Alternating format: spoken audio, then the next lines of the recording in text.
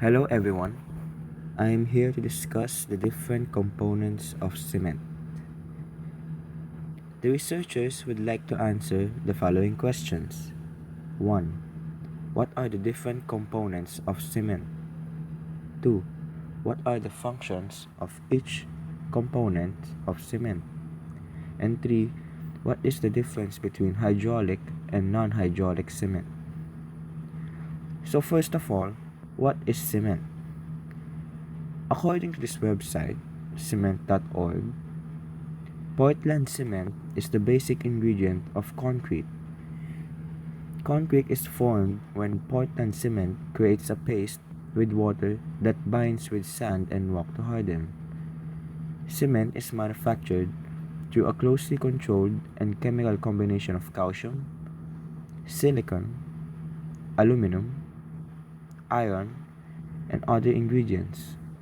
Common materials used to manufacture cement include limestone, shells, and chalk or marl combined with shale, clay, slate, blast, furnace slag, silica sand, and iron ore. These ingredients, when heated at high temperatures, form a rock-like substance that is ground into the fine powder that we commonly think as cement. Another basis is from theminiengineer.com. Cement, or Portland cement, is defined as a hydraulic cement obtained by burning a mixture of lime and clay to form a clinker, then pulverizing the clinker into powder. The greenish-gray powder is composed primarily of calcium silicates, calcium aluminates, and calcium ferrites. As you can see on this graph, there is 55% alite or tricalcium silicate, 20% belite or dicalcium silicate, 10% tricalcium aluminate, 8% tetracalcium aluminoferrite, 5% gypsum, and 2% sodium oxide and potassium oxide. According to Sidney Mendes, J. Francis Young, Steve Kosmatka, William Panaris, Michael Mamluk, and John Zanuski, there are different functions of each component of cement. Tricalcium aluminate liberates a lot of heat during the early stages of hydration, but has little strength contribution. Gypsum slows down the hydration rate of tricalcium aluminate. Cement low in tricalcium aluminate is sulfate resistant. Tricalcium silicate hydrates and hardens rapidly. It is largely responsible for Portland cement's initial set and early strength gain. Dicalcium silicate hydrates and hardens slowly. It is largely responsible for strength gain after 1 week. Ferrite is a fluxing agent which reduces the melting temperature of the raw materials in the KILN. It hydrates rapidly but does not contribute much to strength of the cement paste. Gypsum is a mineral that controls the rate of hardening of cement.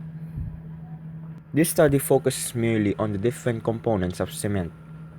The researcher used journals, theses, different reading articles, and other websites that is related to cement to gather data. The researcher mostly read articles from different books and websites that is related to cement. The researcher also understands what are the different components of cement and what are the functions of each components. What are the different components of cement? The researcher concluded that the different components of cement are the following: alite or tricalcium silicate, belite or dicalcium silicate, tricalcium aluminate, tetracalcium aluminoferrite, gypsum, and sodium oxide and potassium oxide. What are the functions of each component of cement? The researcher concluded that the functions of each cement are: in a light or tricalcium silicate, it is the cement's initial set and early strength gain. Belite or dicalcium silicate, largely responsible for the strength gain of cement.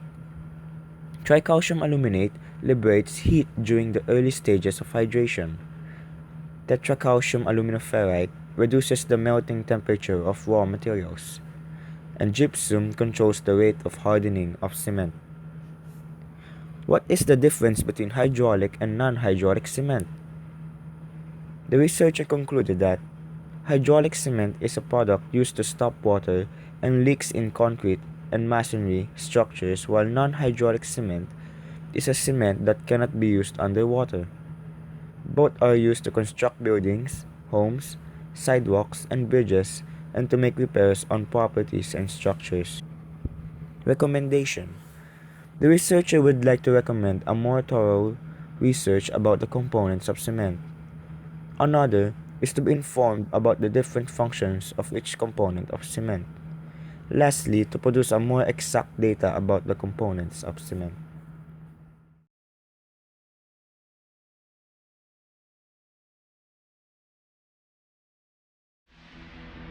Okay, thank you for listening, and I hope you have learned something from the different components of cement. Thank you and God bless.